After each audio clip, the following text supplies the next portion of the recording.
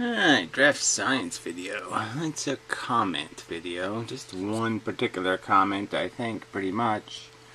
Because it's just so, poster child for the typical trolly, shit talker who puts up nothing and just talks shit. And so I really want to find some way to get around that, in the sense that oblige people to invest something in their commentary. Their right of speech should come with some sort of it should have the integrity of not only a qualification, like they're willing to stand by what they say, stand by their insults and their accusations. And so anyway, I was thinking that, maybe there's enough people. I mean, maybe there's, of having like judges, 3 people that are maybe a group of 5. And then any one of these assholes who shows up, I just say, well, go ahead, pick 3 people out of those 5, and I'll pick 1. And, or 2. It's got to have the odd number to break a tie.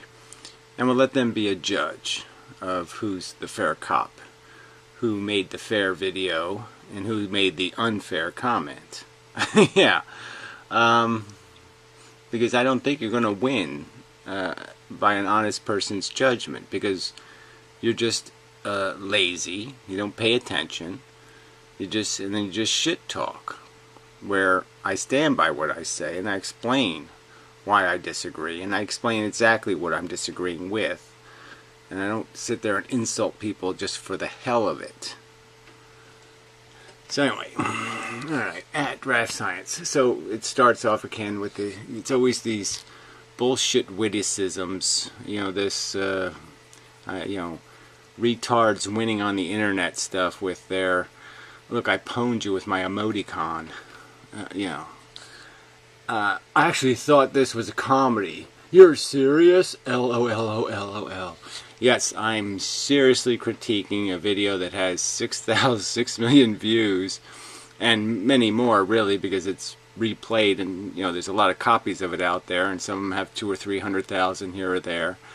And yes, it's a grotesque perversion of actual physics. It doesn't do the truth any good whatsoever. And I think that's a bad thing to have on the internet. Misrepresentations of the truth are not good. Yeah, they're a bad thing. So I'm serious about that. Look up Dunning-Kruger. There will be a picture of you waving. Look up fucking skanky cunt, and it'll look just like you. Or shit-talking asshole, and yeah, they'll be just like you. The target audience, so this is in bold, so I didn't realize the video came with a target audience. I'm sure the 6 million people who watched the video didn't know they were a target audience. And I'm sure whatever demographic evidence you have that the video was only watched by the target audience is as much a pile of shit as the other crap you say, which is just shit. Anyway, for Dr. Quantum's video is for complete novices. Exactly. So it's for people who who can't decipher truth from anything else. They can't tell when somebody's talking shit and when they're not talking shit. So that's when it's even more important to get it right, is when a person is a novice, because you don't want to get them on a wrong road. You don't want to misrepresent the truth. You want to tell them about evolution before you tell them about God. Yeah, because then God will be a lot funnier. Jeez, asshole.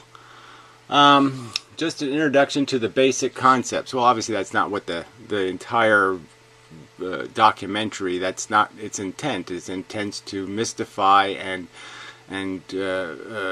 espouse and defend a unicorn theory of reality, and they're using quantum mechanics to defend They're unicorn bullshit, and anybody who's a scientist should be offended. It's like somebody pretending they have fossils of dinosaurs and humans walking the earth at the same time or something. It's a gross perversion of science. It's a lie about the science, and they're using it for a malicious to intelligence purpose. And that's not a good thing, asshole. Again, it's not a good thing. So that's what you're defending here. You're defending it's okay to mislead people with propaganda. It's good for them. Are there thousands of particulars that were glossed over and not mentioned? Yep. Whether there were thousands or not, the point is there was big, giant, glaring ones that have to do with really foundational bits of information about the idea of how you conceptualize reality as something vaporous and confusing, or something mechanical, standard, reliable, dependable, consistent. The whole purpose of the video is to imply woo-woo when the universe isn't woo-wooing. Yep. But so what? So that's his attitude. So what? Propaganda is good. Is there something else you're saying here? So what? It's not important. Lying to ignorant people is a good idea. Misrepresenting the truth to them and giving them wrong impressions is productive. Well, I guess if you want them to believe what you want them to believe, then I guess it's productive if you think the lie is what they should believe. That wasn't the goal.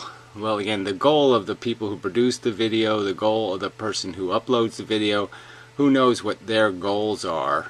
But my argument is that physicists, people who like science, should be offended. And I compared it to something made as a documentary, as an educational tool. It's called education in the video. And they talked about evolution. They talked about giraffes stretching their necks by trying to reach higher. If that wouldn't bother you, then you obviously don't have any respect for science. But you sit there feigning some acumen with the subject, facepalm. So again, instead of arguing my acumen, instead of arguing with any specific quote of mine, which you don't do anywhere in here, you just assume that you can mock my intelligence.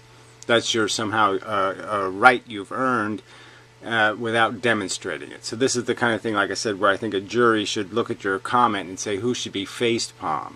The guy who shows up with no evidence of something I said that was wrong, or wacky, or ignorant, or stupid. You're not going to do any of that. And all of this crap, you're not going to demonstrate a single quote of mine as being inaccurate. He quotes 4 words of mine. Oh, that'll work. Yeah, that's not quote mining. Anyway, stopping the video every 3 seconds. No, sorry. To OCD analyze the slit width. So that's another commentary or remark where I would argue that a fair judge is going to say, no, I played the video. I pointed out where it was important to point out, where something was inaccurately stated or the demonstration was intended to misrepresent the truth. Now, if you wanted to have a time code of some sort of place where I engineered an interruption, or I made an interruption without making a point, or something else, well then fine. But you're not going to do any of that. You're not going to put up with evidence. You're just going to slander with lies.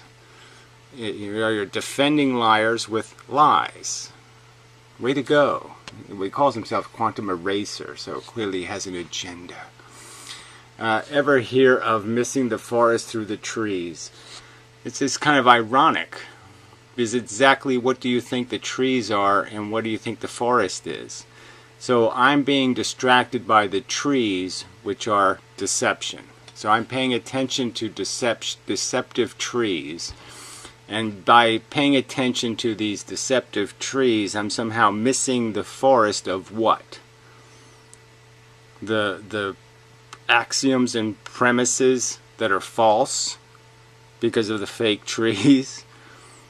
My whole point to you is that the whole forest of physics has been ruined by this very idea that their secret truth is a truth, even though their evidence sucks. It's deeply sucky. The evidence is weak, feeble. It's absolutely non-existent in reality. This is called the nail in the coffin of particle theory experiment. And as I've pointed out, Newton knew about diffraction, interference patterns. Yeah, it wasn't news. All the Heisenberg nonsense. So that's my quote. Yes, we'll just dismiss arguably one of the greatest actual physicists of all time and cling to your just got back from a horrific Alice in Chains concert take right. So some sort of comment about how I look, I guess. So again, you could just argue with Einstein by arguing with his appearance. So you win the argument. Somebody has a funny mustache, they don't know anything. So because Heisenberg was boring looking, okay, he had to be brilliant. You know, he's untouchable. I mean, this is just such fucking bullshit way to argue. I mean, are you for real? That's even so brilliant. Using the are you for real in a statement where you're talking about something being real and you're using are you. You can't even make real words to make your real commentary about how somebody's not being, you're questioning their reality with non-real, vague references to words. You can't even say the words, you have to just reference them vaguely. Anyway, so again, my critique isn't Heisenberg, but clearly I don't have any use for Heisenberg's other contributions to physics because they're all related to quantum mechanics, which is not necessarily Heisenberg's fault in the sense, but it's like you could take Heisenberg's main principle, okay, the idea that there is no locality, and you can argue that, well, maybe Heisenberg was just arguing that you can't measure it, and that's obvious, that's a limitation. It's not a principle, it's a rule. Okay, it's not a principle that you can't measure both things. It's a rule that you can't measure both things, because you're never going to find a force smaller than force. The forces are the smallest things. Forces can't detect forces, so the only way you can detect forces is with matter. Therefore, you could never measure a force without interfering with, you can never measure any property of a force without disturbing its other properties. You can only crash into one. It's all or nothing. You don't get to rub up against a force. Alright, and light is a force. Electrons, you have some hope, but it's a meager hope, because the smallest things you can throw at an electron electrons are just, they want they want not to go straight. It's in their blood, so to speak. Let's see. So anyway, I'm not dismissing Heisenberg. I'm just arguing that the concept, this interpretation of Heisenberg, that because we actually physically can't measure the smallest things in the universe, doesn't mean that the smallest things in the universe don't have a position and a velocity. The fact that we can't measure those two things, both of them, at the same time, or measure them both for the same interactor without destroying essentially the other one. You can't measure one without destroying the other one, essentially. If you find out its position, you're going to whack it. And if you find out its destiny, you're going to whack it. Alright. Since Newton, they know one slit will do the same magic. Okay, so that's my quote. It's a very direct statement. So if there was judges here, they could say, yes, that's what he said. He's saying that Newton knew about small aperture diffraction, that it created an on-off pattern, the interference pattern, and it was a known event, a known symptom of passing light through small apertures.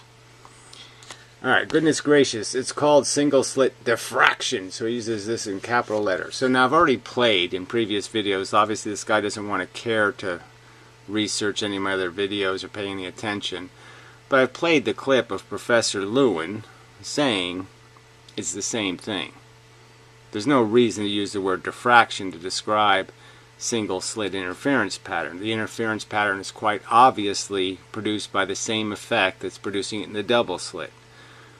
It's a so he's an MIT professor, and so would you type a capital word to him? Are you going to do that? Are you going to if I had the power, is that what you would want me to do? If I knew Professor Lewin, would you want me to send him this comment, and then you can mock him with your capital diffraction in capital letters, and he'll tell you it doesn't matter whether you call it diffraction, it's an interference pattern. It's the on-off pattern. The phenomenon is described by the uncertainty principle. Well, the uncertainty principle is the Heisenberg nonsense I was talking about. That's what I mean by Heisenberg nonsense, is the uncertainty principle as you idiots interpret it, which is because we can't measure it, that means it doesn't have a place in the universe. That means it doesn't know where it is. You know the guy Wilhelm Heisenberg you trashed above. And again, I'm going to keep trashing the principle. So if it's, look, his name's on it, he clearly wanted it or liked it that way because, you know, he was alive until like 1970.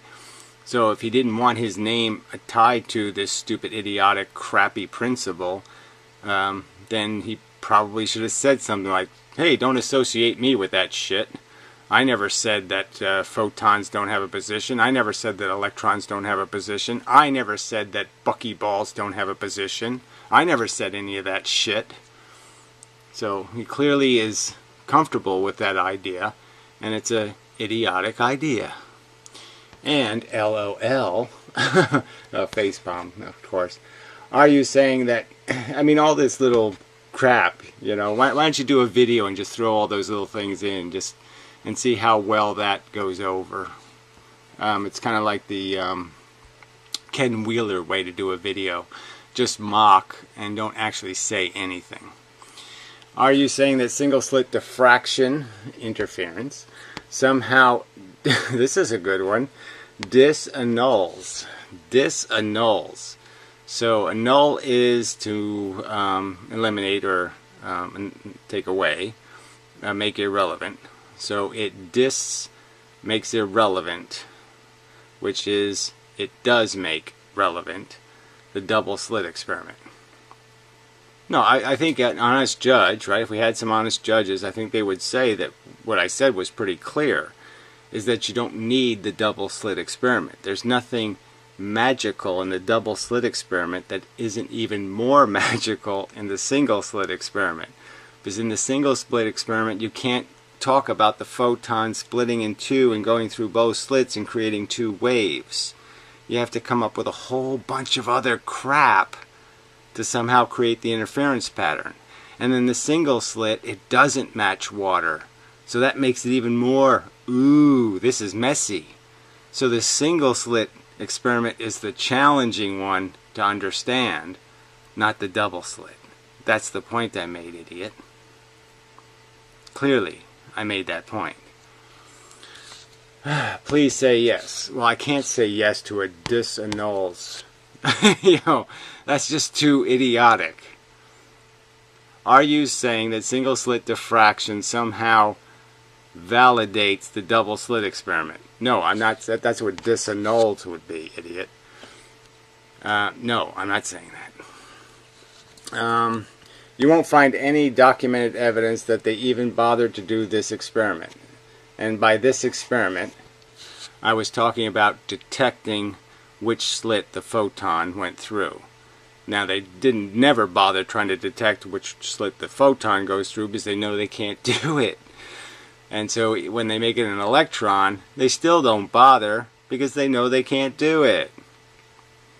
So there's been talk of experiments performed where they attempted to detect which slit the electron went through, but there's never been a demonstration that the experiment ever really took place, is my only argument. I don't see the equipment somewhere. I don't see, there's no reference to a museum it's in. Where exactly has the experiment been conducted, where they put detectors on the sides of the slits as demonstrated in the cartoon? We're talking about the cartoon, idiot. So I'm talking about what they claimed had been done, and it hadn't been done. It had been done as a thought experiment, and the thought experiment ended with, well, you can't hit an electron with a photon because that's going to make it change its direction. Everybody knows that. Duh. I mean, Feynman diagrams and shit, you know? Duh. Anyway. Alright. So that's what I said. And this is his... What the fuck? Well, first you have to get the mud beer, bongled, drenched hair out of your eyes. So again, you would say something like that to Einstein. That would be how you would defeat him in an argument. You just talk about his kooky hair, and there you win. Cunt. I mean, weak, ballless, dickless. Yeah, you don't have a dick. Clearly. You got no man in you at all. Not even a half testicles. Ballless, dickless. Alright, so then he posts a link to Jean Francisco Roch, experimental realization of Wheeler's delayed choice. Delayed choice experiment has nothing to do with detecting electrons as they go through a slit. So my point was the experiment described in the video hadn't been performed. Now if you want me to debunk these other mirrored experiments, I'll do that, because I'll just play clips of Feynman explaining how when a photon hits a mirror, the same photon doesn't come out of the mirror. The photons don't reflect. They get absorbed and then they get readmitted. And if you don't think that's significant in all of this, then you're an idiot. And Feynman will also tell you that mirrors create the same phenomenon, actually. Depending on the exact angle you hit the mirror at, will create the probabilistic change in direction, so that you can actually blank out parts of a mirror and the reflection will be true because the light will hit only the parts where it gets more likely to be reflected to a specific location, and all the parts where it wasn't going to get reflected in a positive way or was going to get absorbed would be blanked out, so it wouldn't matter. You only blank out the parts where they would have got absorbed. So the fact is that light reflects off of electrons, and it does it in a very consistently cyclical way, depending on how thick glass is and all of these kinds of things. And this is kind of a known fact, and that's all quantum mechanics is really based on, is the fact that there's a consistent recycling of that pattern. And that's what Feynman's clock is. You really understand what a clock is? See, it's a bunch of positions, and as you go around, it's the same 1 o'clock, the same 2 o'clock. It's a position. Duh. Anyway, all right. So I won't bother with that one. But that is merely thanks Captain Obvious, as it were, to this. I don't even know what that means. Thanks Captain Obvious, as it were, to this. So this is the even more silly experiment that actually proves the exact point I was making. So if you go back to my video, what I was saying was they never really verified this whole what happens to the electron if you try to detect it. And what they say in the video is that the electron goes straight and it makes a straight line. And I was saying, well, they don't even know if it does that, because the truth is, if you try to detect it, you're probably going to scatter the electrons. That's exactly what I say in the video. And if we go to this asshole's link, guess what we're gonna find? Yeah, scatter. Look at that. The electrons are scattered. The whole width of what is called the pattern. So I'll get to that. But the point is that the electrons don't show up in a bar, okay, when you attempt to detect them. No, they show up in a scattered pattern. Yes, more in the middle, but clearly balanced in terms of spread. And that was exactly my argument. And this, they're saying, is evidence of the interference pattern. First off, there's no central maxima, unless they think this is this. So, I mean, this is obviously not very close. I mean, this really isn't very close to the consistency you would want from a true interference pattern. And I don't even want to go into, again, the whole point of my video was, I said in the video actually, here we have the simplest experiment. Now they can't accurately describe what's happening in this dirt simple experiment. Just two openings, a light source, and a target. And they can't accurately describe this experiment. And yet we're supposed to trust them about all the assumptions built into this. All of these mirrors, prisms. Prisms don't affect light at all. No. No, same photon in, same photon out. Feynman will tell you that. Oh, wait a minute. No, he won't tell you that. Well, he's dead, but I mean, if he was alive, he would explain to you, no, it's not same photon in, same photon out. Nope, nope, nope. So anyway, in conclusion, this experiment unequivocally validates. So again, all of this is completely meaningless to the point I was making in the video, which is the claim in the video was inaccurate. The experiment they were describing hasn't been performed. And yes, maybe much more elaborate experiments have been performed where they attempt to violate Heisenberg and measure photons. But again, we don't even have the truth on this simple experiment. And I'm going to argue there's tons of critiques that can be made about these more complex experiments that have built into them so many assumptions that are clearly worthy of some skepticism. Alright, then the hammer that is only confirmed. A delayed choice quantum eraser, but validates the time component by 5 orders of magnitude and the space component by 50 orders of magnitude. Like, all of that means anything if your assumptions, your presumptions going into the experiment are incorrect. So they claim they can monitor a single photon, and my argument would be is they don't even know what a photon is in terms of a distribution of energy. It's quanta, and to have a frequency you have to have more than one. So it would kind of be impossible to have a single photon by their definition, because a single photon would have to be at least 2 quanta. So you can make the frequency. See, but it's assumptions. Their assumptions, you're assuming their assumptions are correct. So it's 2 assumptions. Your assumptions regarding their assumptions.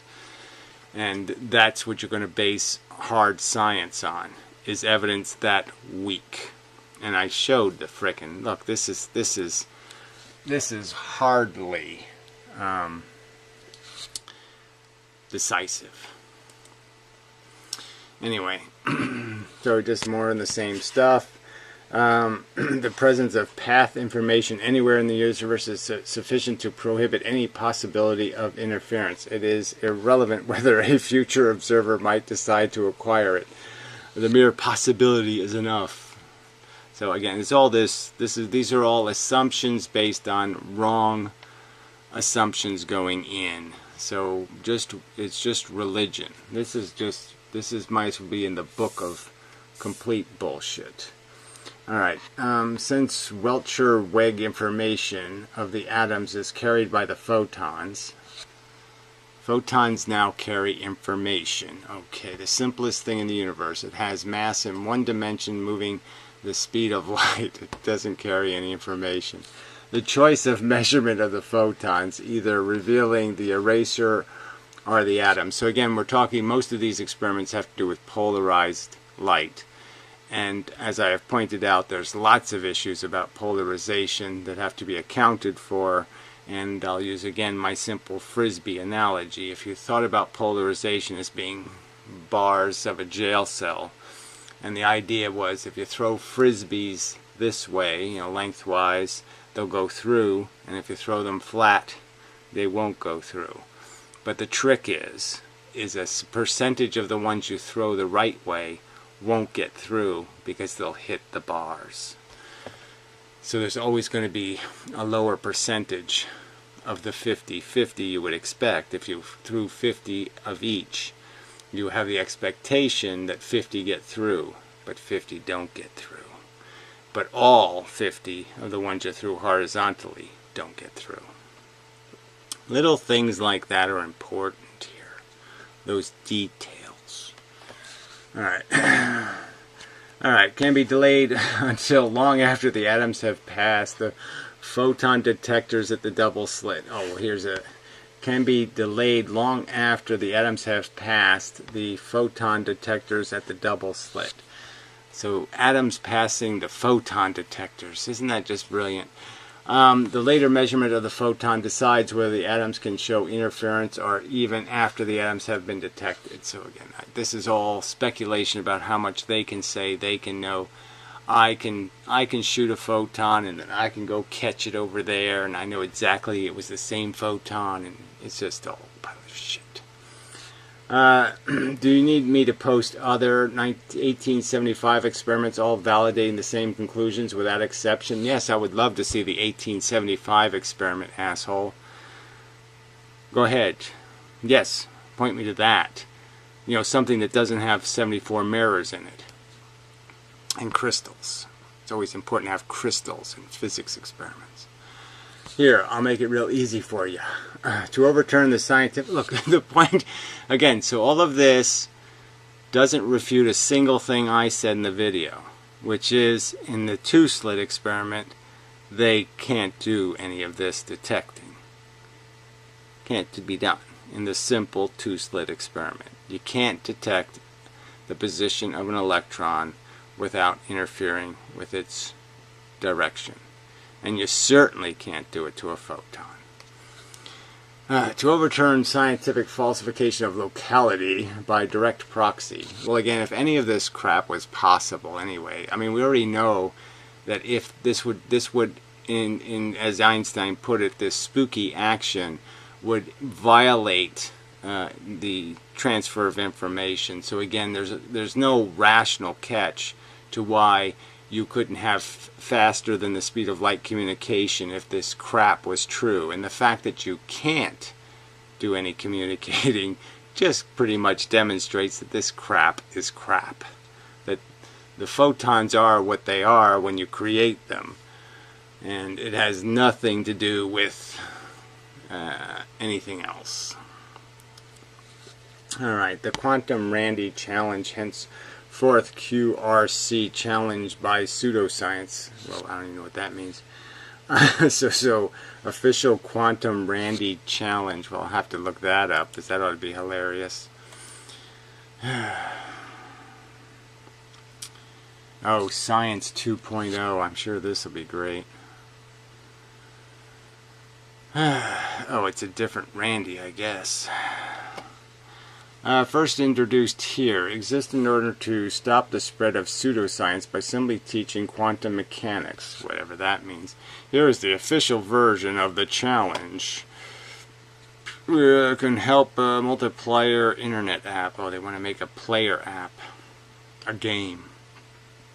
Gee, that's so scientific. Anyway, the Randy type challenge is one molded after the James Randi challenge. Okay. To anyone who can demonstrate paranormal abilities under laboratory conditions. A Randy type challenge has the following characteristics. Well, why don't you just get to the point of what your challenge is, shithead? We already, if you're explaining the Amazing Randy to people, you're kind of wasting people's time. Okay, so you can't do this, you can't do that. Why it's important. Educators point, bare existing challenge. The challenge having not been overcome in spite of large rewards. The fact that it should be easily overcome. Pseudoscience claims are true. Prove the claims wrong. The aim is, well, why don't you get to the challenge? I mean, I'm the one arguing there is no faster than the speed of light communication, so why don't you show us some of that?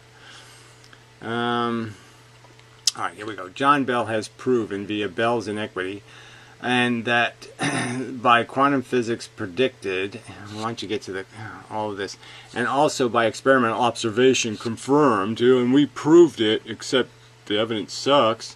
Measurements cannot possibly arise within a local real world. Huh? So they're going to use an experiment that is based on, like I said, polarized filters or magical mirrors that can switch photons faster than photons can move 10 meters. Yeah, sure you can. You can move matter faster than a photon can move 10 meters. I don't think so. Any classical local model can, on principle, be simulated by today's classical computers. Well, who cares about that? In other words, that a computer can model a system, this very essence of that the system is classically real. I don't know what they're asking here. Well, anyway, I'll read this some other time. It's obviously very convoluted crap. But I don't think this asshole has $1 million. Let's see. The number is 1000. Yeah, it's $1 million. So they're not going to offer $1 million. What's their fucking prize? These pussy shits. Looks like a bunch of retards. Nerdy 30. Nerdy at 30. Dirty doo doo. Okay, sorry, I shouldn't pick on his appearance, but fuck. Does look like a retard. Anyway, so a Nobel Prize and $1 million is being offered. All you have to do is prove native realism or local realism is true and not observation dependent. And not observation dependent. I don't even know what that means, but I can aim. Okay, so let's say they have a laser that is, they get a laser down to a pinpoint that's, small, like a 1/10 of a millimeter. I think they probably already have that. Then you should be able to aim the laser through the single slit in a pattern. And even if the beam width is, like I said, if the beam width is 1/10 of the width of the slit, you still should get a pretty good idea that when you shoot the laser in the middle, more of the laser goes to the middle. And when you shoot the laser towards the edge of the slit, more of the laser gets diffracted. Now, if that's proven to be true, then all of this bullshit goes away, doesn't it, asshole? Because now you kind of know that game over. So, because aiming, you don't need to measure. If you aim, you don't have to measure. That's the cool thing about aiming. No measuring required. Oh, great. This stupid retard page has a fucking crap script on it. Yes, you're really cool. You're offering millions of dollars and your web page has crap script. Fucking cunts. I mean, it steals control of the browser, which means it's really got to be some sort of, malicious script. And it sort of did fuck my computer because now I can't get the damn fucking comment I'll show. Anyway, let's see. I will be expecting this in your next train wreck video and the application for your Nobel. Well, let's say we want to do something. If you have the guts. I mean, if I win a Nobel Prize, will you eat a plate of my shit? All right, and then we can video it, right? You'll actually eat my shit, a real plate of my shit. And if I don't win, I'll kill myself. How's that? Yeah, I'm gonna kill myself anyway, but yeah. But it's hard to do this timing thing, right? Because you just say that, well, yeah, if they're not going to publish your work and you can't, get you can't grab any, you can offer $5,000. Okay, I've offered $5,000 to a reputable physicist who wishes to put his integrity on the line and debunk my theory. $5,000, not a small amount of money. So anyway, I'll bet you haven't the first clue what actual science is. Watch this, folks. Well, again, your actual argument. You don't know what actual argument is. Actual argument is where you actually quote in context and you actually represent the truth in your argument. And then you debunk or you argue why somebody said something that is absolutely wrong. Now, you haven't proven I said anything wrong in my video at all. None of these experiments were anything I talked about in my video. So how have you won this argument? How have you demonstrated that the single slit experiment doesn't produce exactly the same phenomenal pattern? That is, the pattern is being created by the same exact mechanism that's creating the pattern in the double slit. How have you demonstrated that not to be true? Post a formal scientific hypothesis regarding anything. Well, I sort of have. Please briefly identify the parts. I've already pointed out I have a unification theory. It's linked in the video. So, what is the ultimate goal of any scientific inquiry? Like I said, my only goal in starting this was to say, oh, this is too stupid. And so then I spent the last 5 or 6 years or so educating myself, and I realized it's too stupid for a reason. That's right, because physics is full of shit, sadly. Bent space, just a bullshit, a cheat, a preposterous cheat. We can't figure it out, so let's just create a fake mechanism that explains it so then we don't have to account for the energy. We don't have to account for this pulley thing. We'll just invent a fake mechanism that does this pulley thing. It somehow pulls on stuff. When it's obvious the simple force would be push, that would be the logical thing to invest your time in proving is the push force. And it was right there to be discovered, and all these assholes just kept ignoring it. Oh, you can't have a particle gravity. No, no, no, no, no. Well, yes you can if you make it kinetic. Idiot. Anyway, a 5th grade general science graduate. Well, again, I'll put you to that challenge. Let's get a few 5th graders together, and then you can tell them your bullshit, and then I'll tell them my bullshit. And let's see who they vote for as having a more rational theory. Your silly Heisenberg, the photons are in magic space, there's a multi-dimensional universe, time isn't a function, it's a special bent curvature in the nothing. And against my theory, okay, that, hey kids, you know what it's like when, say, you're dancing and then somebody asks you to move somewhere, how you can't dance as fast because you have to take time out of your dancing to step over there, and then you can dance, and then you have to step over there, and then you have to dance, and then you just, that's time dilation. See? No magical dimensions, no bullshit. Your metabolism slows down when you have velocity. You don't think I'm going to win the argument with the 5th graders, cunt? Yeah, I think I can sell this stuff to 5th graders all day long, and they'll say, gee, Mr. Gary, you're so much more rational than those shit-talking skanky cunt fuckers. Yeah.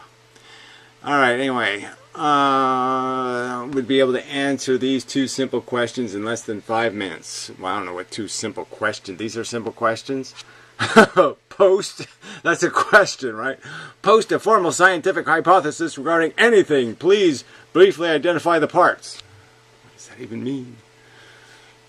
I've already explained magnetism, time dilation, gravity, inertia, and everything else. So fuck you, cunt. You shit-talking piece of crap. Yeah. So he responds to somebody else who insults him, but I'm not going to bother with that mush, because there's really just no point. People are shit talkers, and there should be judges. We should always have a judge to go to, and you just point to it and you say, "Judges," and the judges say, "Troll." And that should all be all there is. You get labeled what you are, a fucking troll, an unaccountable, shit talking piece of crap who the government should kill. It should be policy to just kill shitheads like you. You bring nothing to the table. You make a ballless argument full of stupid accusations and irrelevancies. You just should be dead. You're brain dead already. You already have less than a vegetable mentality. Fucking piece of crap. Yeah. So anyway. You should be dead to the communication superhighway, because you're not part of the information superhighway. You're nails in the road. You're the thing. You're completely the problem with ignorance and idiocracy. You're feeding it and making it.